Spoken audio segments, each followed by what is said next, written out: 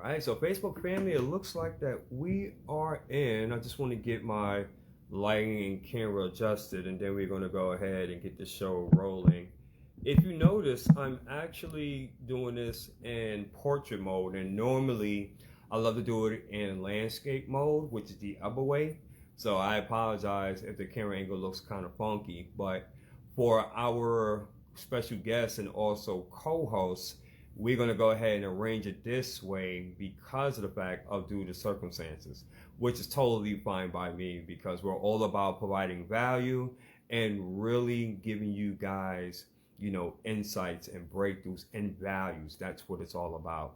So once again, ladies and gentlemen, welcome on board the Transformation Greatness 2.0 along with the Small Business Network podcast.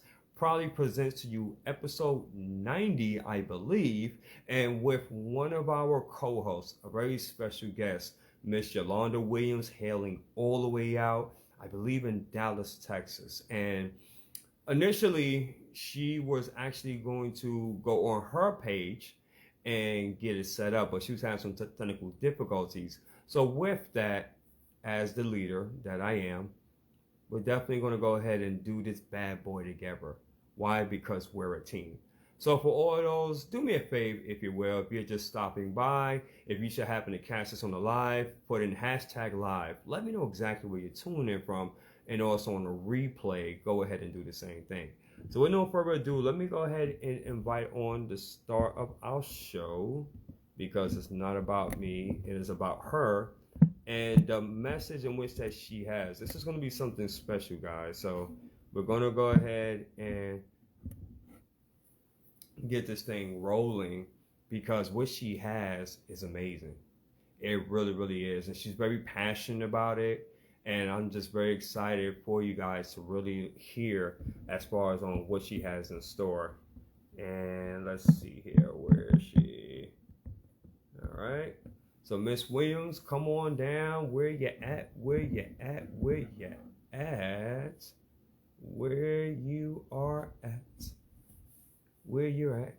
And we're going to wait for the star of our show, and I'm going to have just some wine here, guys, just to go ahead and celebrate, from really having a very productive week. And this is pretty cool.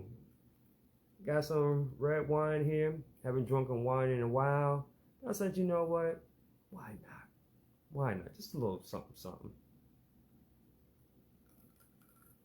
But I am curious, while we're waiting for our special guest, what methods do you guys normally use to really, put yourself at ease, right? To really wind down.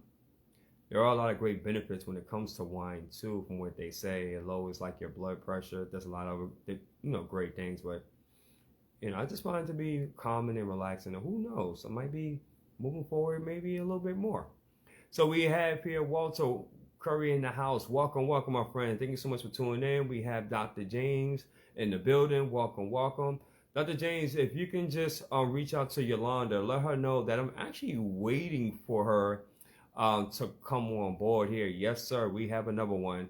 So I tagged Yolanda, and if you can just reach out to her, Dr. James, just let her know that I'm actually waiting for her. So that would be excellent if you can, man. I do appreciate that. And by the way, guys, if there's anyone else that you feel that can benefit from this, because this is going to be a great interview, I can definitely tell you, by all means, go ahead and tag them, invite your community, have them all come aboard, because none of this works without you guys. Because, well, let me say it this way, because of you is the reason why that the Small Business Network podcast is reaching higher and higher heights. So what that looks like, here go our guests here. So enough of me talking. On board, Miss Yulonda Williams, hailing all the way from Dallas, Texas. And again, you guys are going to be in for a treat. She's going to be sharing a topic that she's very passionate about. And I heard a little bit of it, and I was like, wow, what a great way to really let the listening audience know more about this. So with no further ado, I'm going to back up here, and we have here Miss Yulonda Williams, looking fabulous. Like, how are you doing today?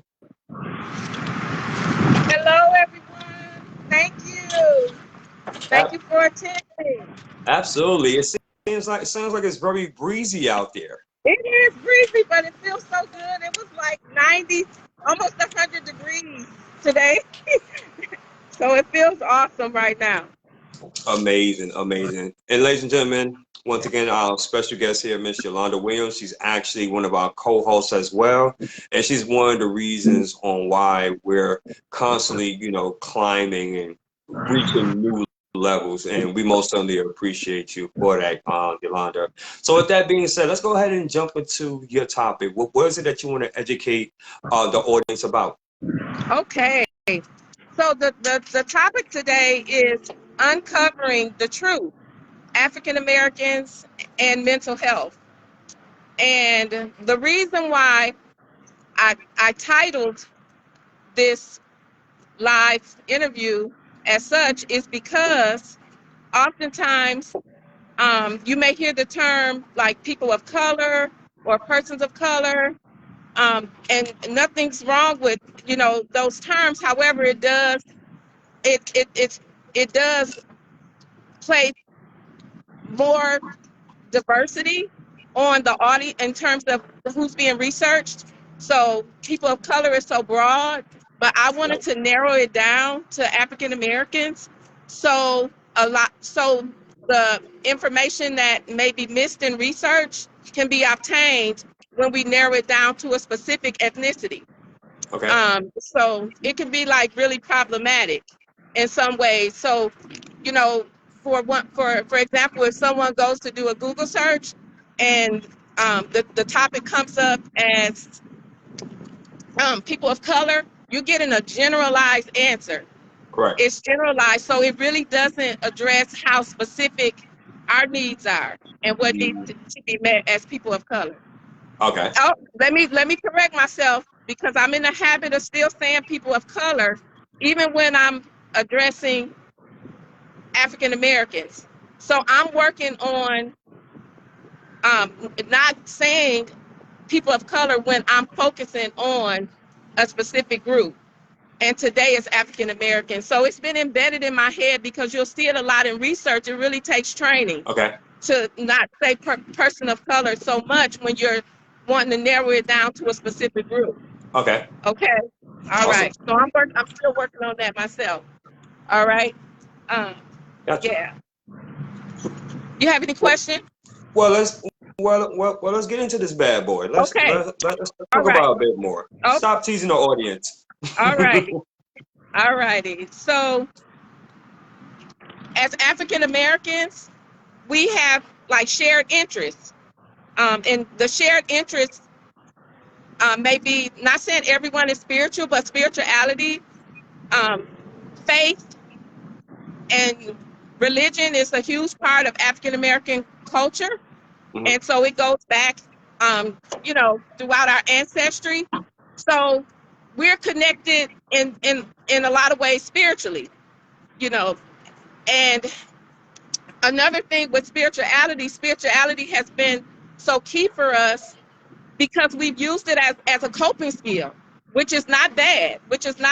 So when we're undergoing stress or trauma, uh, I say that spirituality has kept us in a resilient fashion over time, involving a lot of the things that our culture has endured and still endure. So it can be definitely be a great asset to striving and moving forward, despite of the disparities that may be there. So we also share music, history in terms of um, like hearing stories from our grandmothers, our great grandmothers, are passing down those stories, um, and and which is so positive. Now, on the flip side of that, we also share inequalities. We also share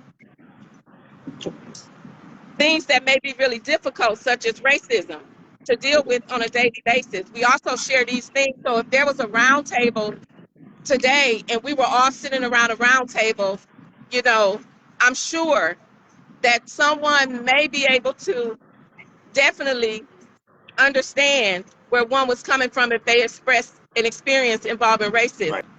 And now it doesn't matter about your socioeconomic status, because more and more people who are famous or who are rich are coming out and just saying, hey, this is what happened to me. So Right. despite of money, despite socioeconomic status, we still share some experiences in terms of who we are as African Americans. And so that can be the sometimes the downside. And if one experiences so many issues related to racism, Mhm. studies show that it can be traumatizing. It can be traumatizing. And over time, just think about, so studies show, like if you had one encounter that involved racism or belittling you, Right. to a certain extent because of the color of your skin. Right. Imagine having 20 of those encounters, 30 of those encounters. Eventually, it takes a beating on the brain, right? So you're being traumatized, oftentimes repetitively, you know. So it's really challenging sometimes, for people of color to even have the strength sometimes to get up and fight, because there may be a feeling inside where one may feel like I have to work twice as hard as my other counterparts. Right. I have to prove myself in so many ways. So this is additional pressure that Mhm. one may have with waking up in the morning. What some people may take for granted, getting up, going to their place of employment without a lot of those additional stressors Right. that sometimes that may occur, because of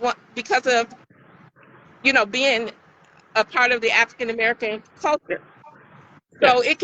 it can be very challenging. So in saying that, studies show that out of 3 people who have mental health issues that are African American, only one will get the help. Now that sounds minimal when I say 1 out of 3, but you start upping the number. 7 out of 21. 7 get help out of 21. So you escalate the number, you escalate the amount of folks who don't receive the help they need, Right.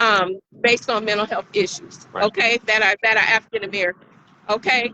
So studies also show that African Americans are less likely to receive consistent care. They're less likely to receive consistent care. And because of this, oftentimes they'll follow up in the emergency rooms, which is an acute setting. They'll follow up in emergency rooms where care is not really continued. Over time, it's acute, it treats the problem. Once that problem is treated, you understand, the follow-up is the aftercare, Right. which oftentimes they don't get.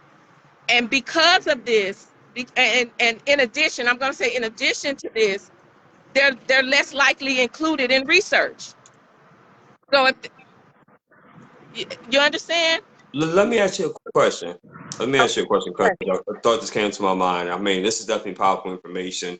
So, Okay. based upon your research, what do you have in pertaining to African American males? Because you are correct, right? This is something that's a generational thing, right? Especially with mental health. So, what because of the fact that Father's Day is on Sunday, and because this information is very vital, so what does your information say in regards to African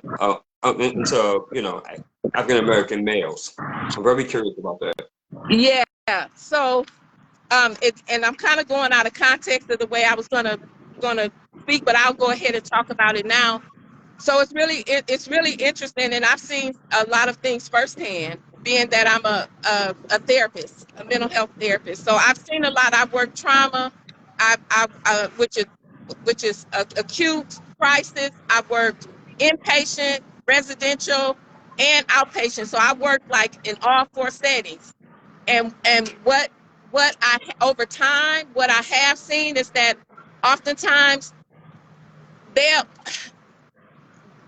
they're given a diagnosis a lot Okay. of times that doesn't fit their symptoms.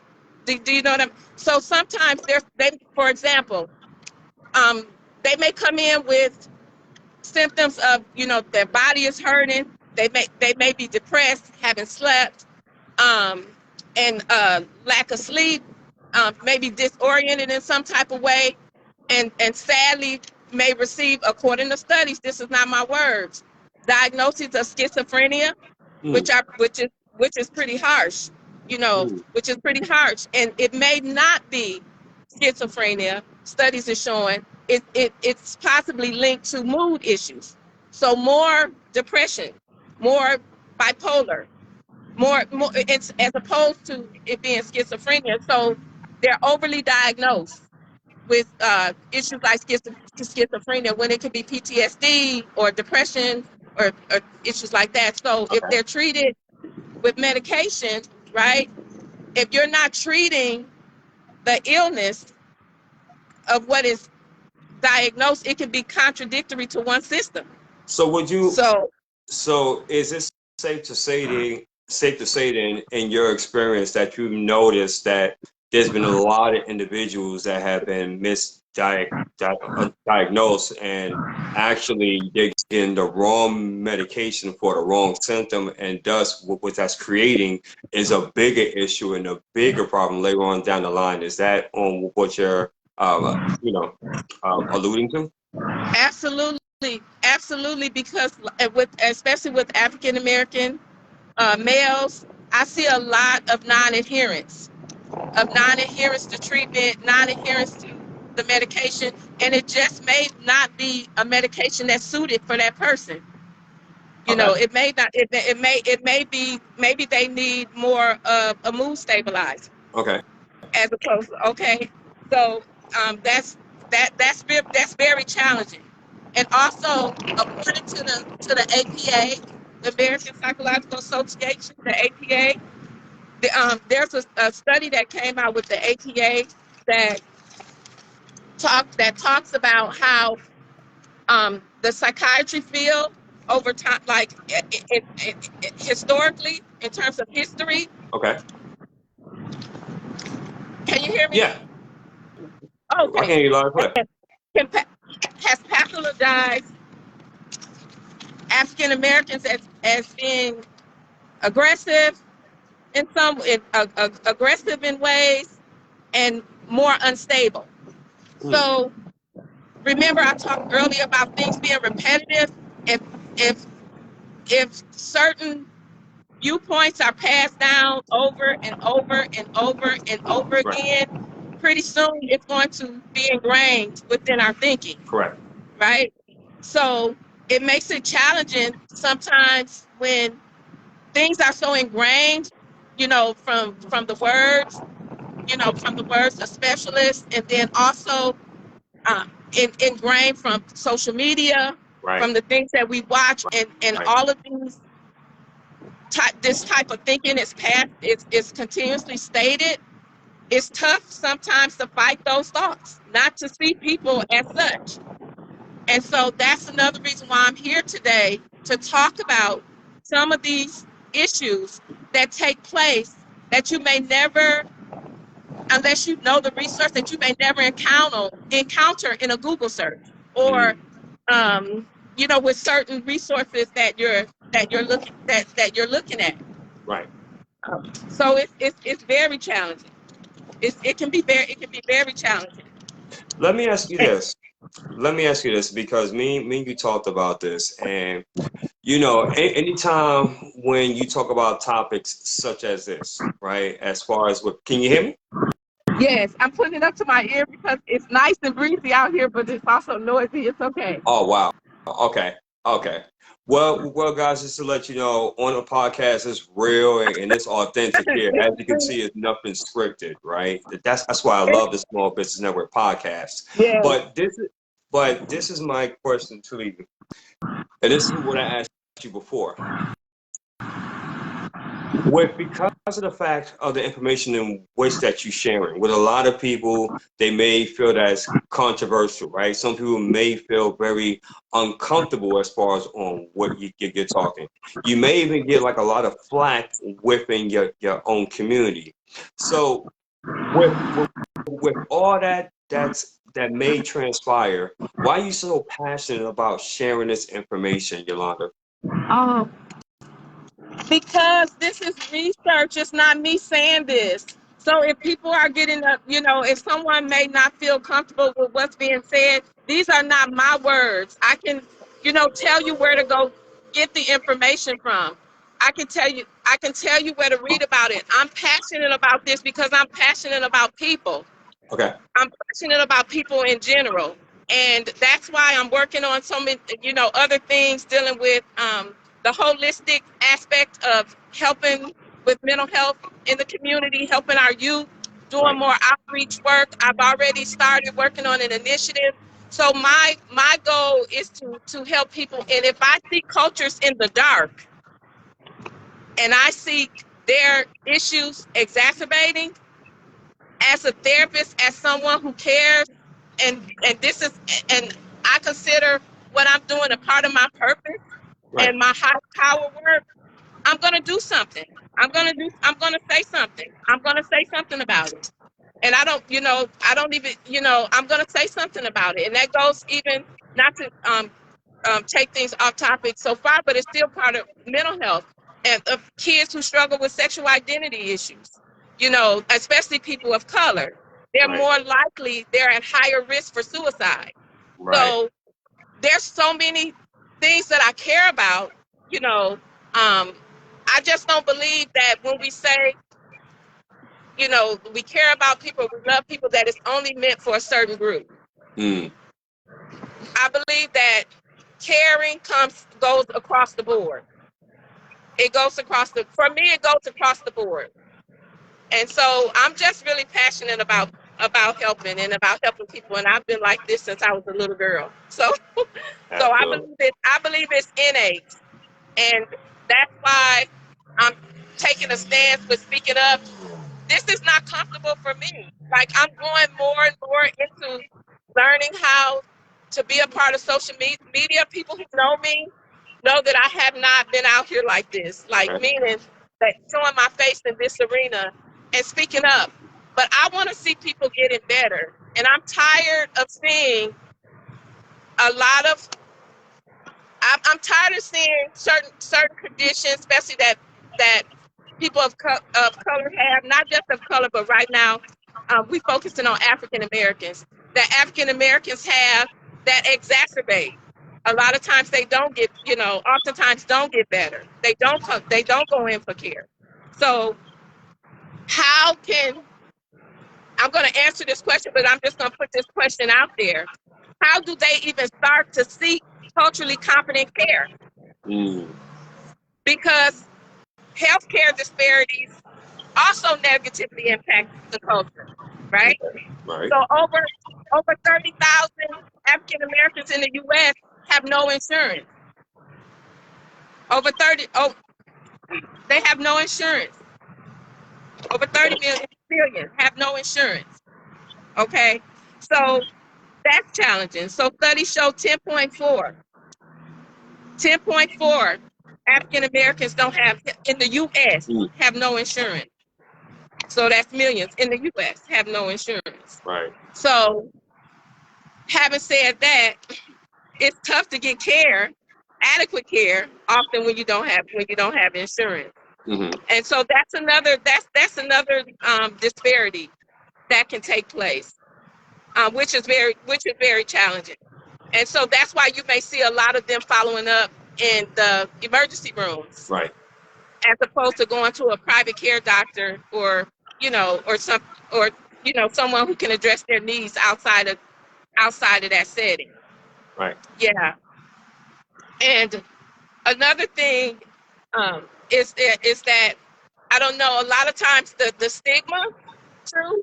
Not wanting the stigma of going in.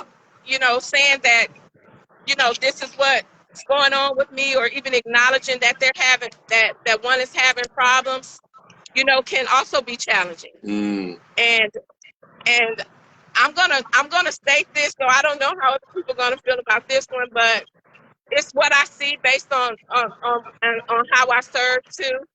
The community involved in mental health. Oftentimes, when African Americans are sitting in my seat and they're super spiritual or faith based, um, sometimes they have a difficult time going into their emotions because they almost feel as though their faith is decreased. If they talk about how they feel, it almost to them reflects as a lack of faith.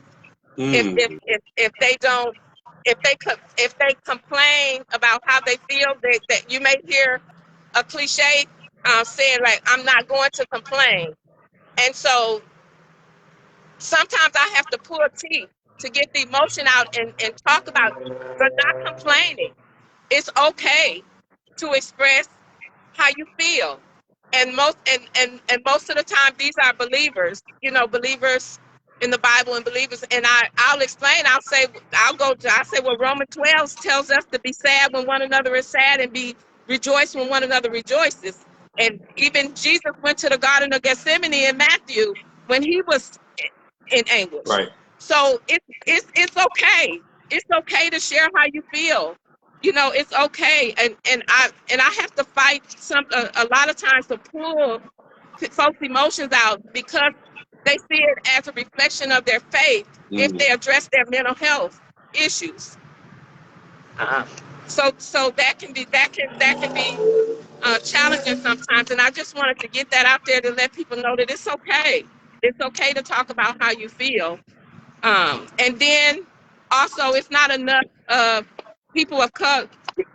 Let me see, I'm correcting myself every time. Okay. It's not enough African Americans who are in psychiatry. It's not enough of us in these positions. I think studies show like 6.2 psychiatry out of 100%. Wow. That's small, very small. It's a psychiatric doctor, okay? And then even for counselors, African American, we need more. We need more psychologists. We need more counselors. We need more psychiatrists, you know, in this field. So I even challenge the youth that are coming up today to think about a field that's never ending, you know, because in today's world, it's just really, really challenging. But it's a stable, you know, it's a stable job. Correct.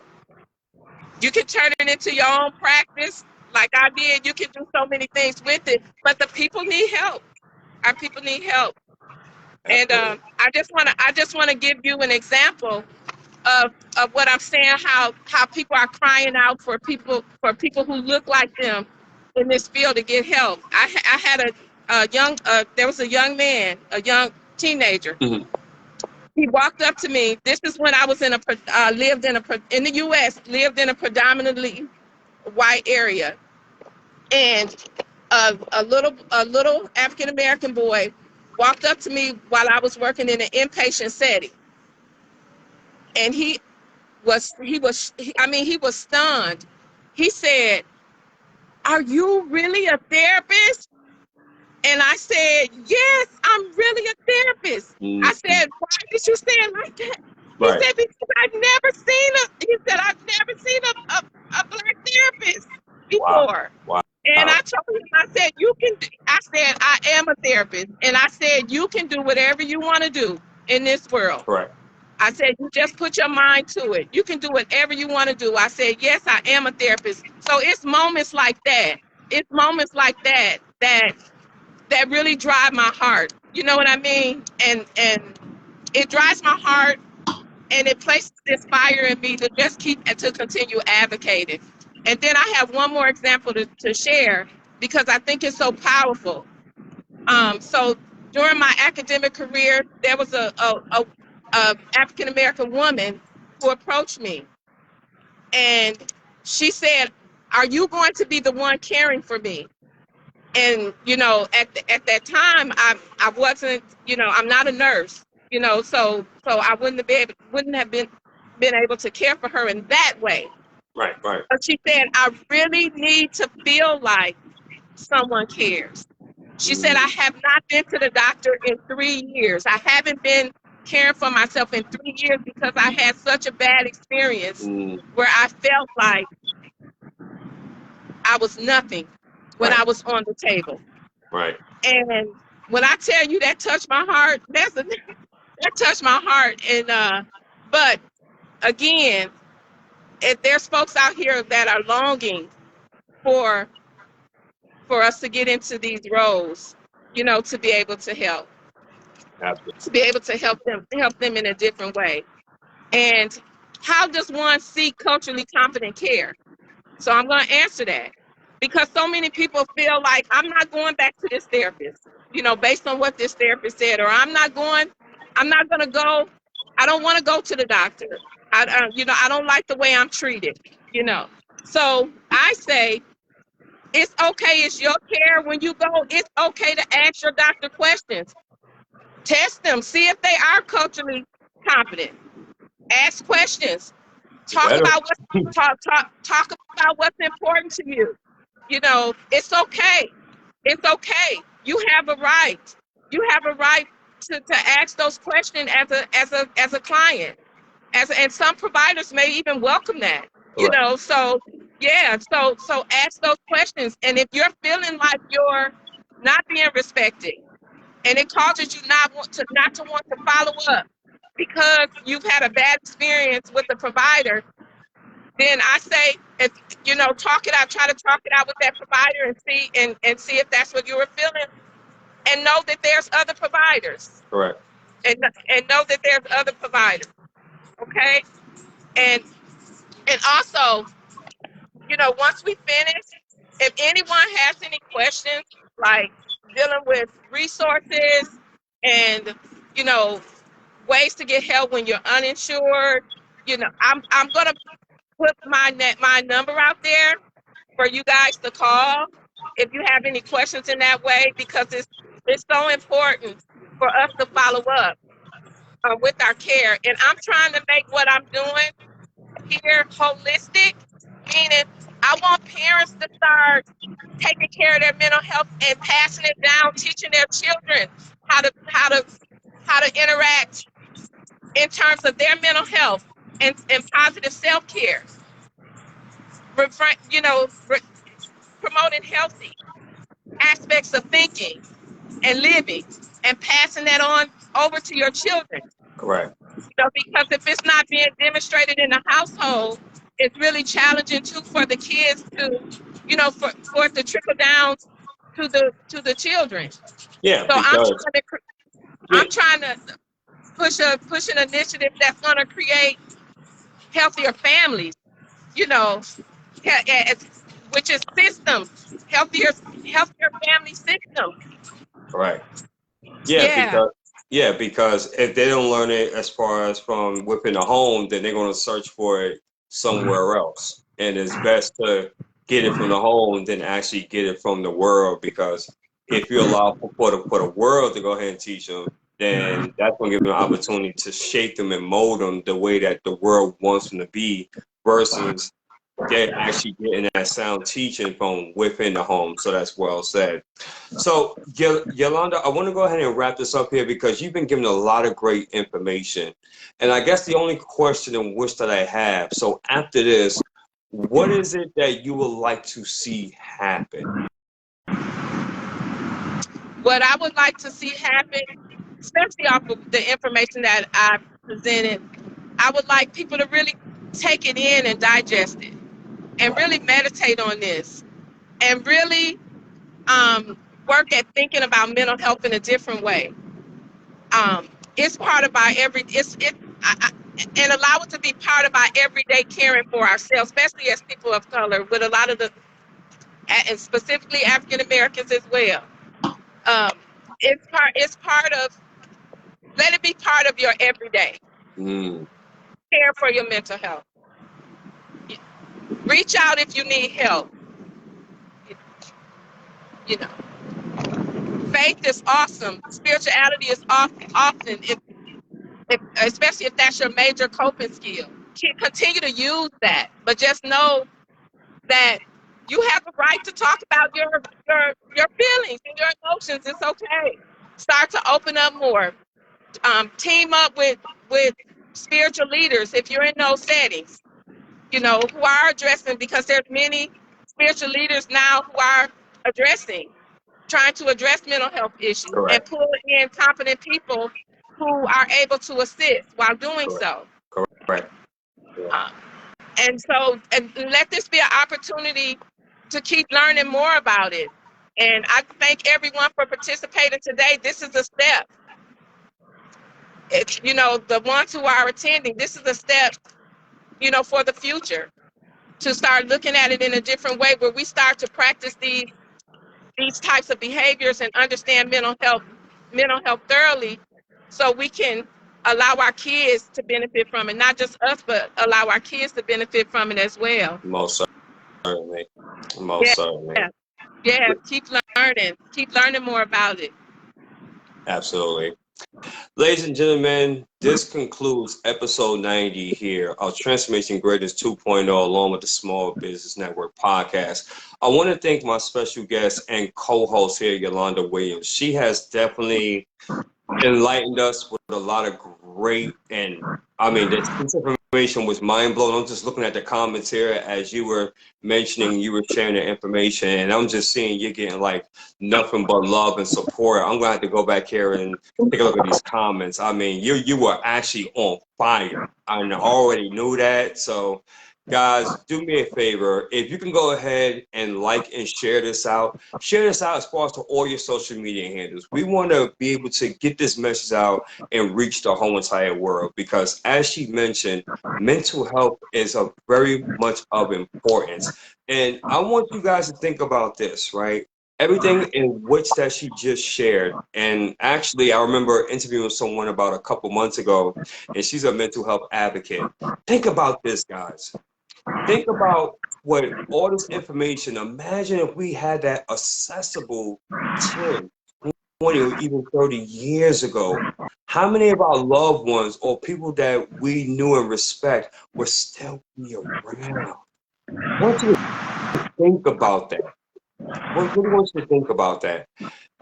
Yulonda, any final words for the listening audience? Because I definitely have been blessed by your excellent information, and I'm going to definitely share this out on all my social media handles. But any final words for the listening audience? Sure. I would just like to tell anyone out there, if you're suffering from mental health issues and you're starting to struggle like with suicidal thoughts, and you're at that point, I say reach out immediately. You can call 988 for imminent issues, 911. You can go to the nearest hospital. Follow up with your mental health. If you're getting to the point where you're starting to struggle with these suicidal thoughts and they're starting to become more frequent, please don't hesitate to follow up.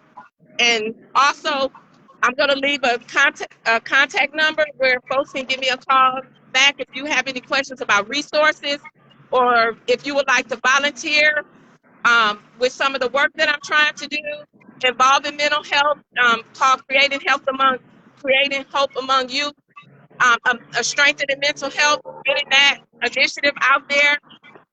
You can give me a call at 214-869-5955. We're definitely going to make sure that after this, just make sure that you put all the pertinent information as far as in the comments, because we want to make sure that for those that resonated with this, by all means, can be able to get in contact with you. And I just want to say this, guys. This is what we're all about here with the Small Business Network podcast. We're all about providing value and variety to you. And with that being said, if you are an individual and you're like, wow, you know what? I have a story. I have a message. I can bring value to this universe. And you would love for the opportunity as far as to be a guest, please reach out to myself, either to Yulonda, Chrissy, which is in the audience, my entrepreneur twin, Dr. James, aka the mad scientist, Roosevelt Russell, Helen Cruz, any one of our fantastic co-hosts will be more than happy to go ahead and interview, because that's what we're all about, giving small business entrepreneurs an opportunity. Think about this. If you're like, you know what, I love it, but I can visualize and see myself really having my own channel, using the power of TV and radio to really get my message, my story out there. And if that is you, we have opportunities for you as well, and many other great things that we have in store. I want to thank you so much, Yolanda, for being courageous, for really just having a conviction and just saying, you know what, I'm going to come on here and I'm going to share as far as on what I've learned, what I've researched, and what I feel passionate about. Because that takes courage, especially in these days and times, because the topic which you spoke about, though we hear it a lot, but at the same time, though, it can be very controversial and very touchy as well. And you will find out about me is that, hey, if it's controversy, if it's something that makes you feel uncomfortable, I'm all for it, because that's where the breakthrough comes in. There's too many individuals that's so comfortable, and that's the reason why they're not at the level in which that they're at, because they're very comfortable. So we love to disrupt and shake things here with the Small Business Network podcast. Once again, I thank you so much. I think for everybody that's in the listening audience, we appreciate you. We're going to check your comments, and we're going to end this segment like basically all of our others here. And if what we stated on here either motivated, transformed, or inspired at least one person, well, then may God be the glory, and we take no credit for absolutely none of it. And until then, we appreciate your time. Be on the lookout as far as for Yolanda Williams. She's going to be hitting your airwaves a whole lot more. So take a look at that face. That's actually a star in the horizon. Until then, family, enjoy your up and coming weekend. Until the next episode, peace and blessings, everyone. Take care.